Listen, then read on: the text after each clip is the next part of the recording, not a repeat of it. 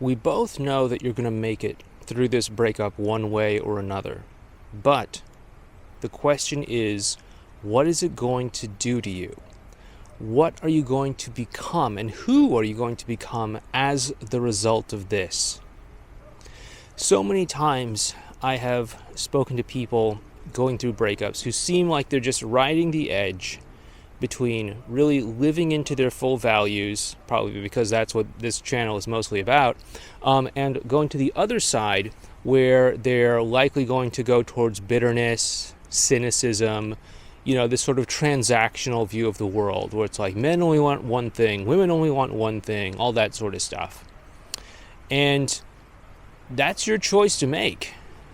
If you want to live some sort of Darwinian life where nobody's ever going to really love you for who you genuinely are, and it's just about transaction, what value do you bring to the table, all that sort of stuff, then, go for it. Now, don't get me wrong, that does carry some sort of weight, but it's not the only thing, not by a long shot. Who you are is incredibly important. More so than your looks, more so than your bank account, more so than all of the achievements that you've racked up throughout your lifetime. Who you are is ultimately, in my opinion, one of the most important things that there is. That is to say, are you showing up as somebody who is going to follow through with their word?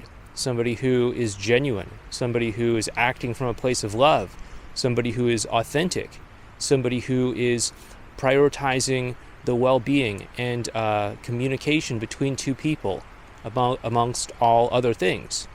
These are some of the things that are truly important in life and in relationships as well too. Just recent events in my life have really caused me to really remember this and to take it in a deeper sort of way than before. Life will find ways to humble you, whether it's through a breakup, whether it's through the loss of a loved one, whether it's through the loss of two loved ones. Life will find a way to humble you from time to time. And you can either let that depress you, let it take you into some sort of transactional, hopeless world where it's just, hey, we're all just, meat suits and then one day we die. Or you can use it to focus in on what, in my opinion, matters truly the most in this life, which is who we are and how we're showing up. Use this experience as a way to choose the right path for you. And for me and a lot of people that I work with, that path takes them in a place and in a direction of embodying their truest values, living from a place of love, and not resorting to, game and mind trickery and shenanigans and deception and all that sort of stuff. You can do that if you want to. And that will get you some degree of progress. But ultimately, the question is it progress in the right direction? Because, sure, you might find somebody attractive. You might want to be in a relationship with someone. You might want to get back into a relationship with someone.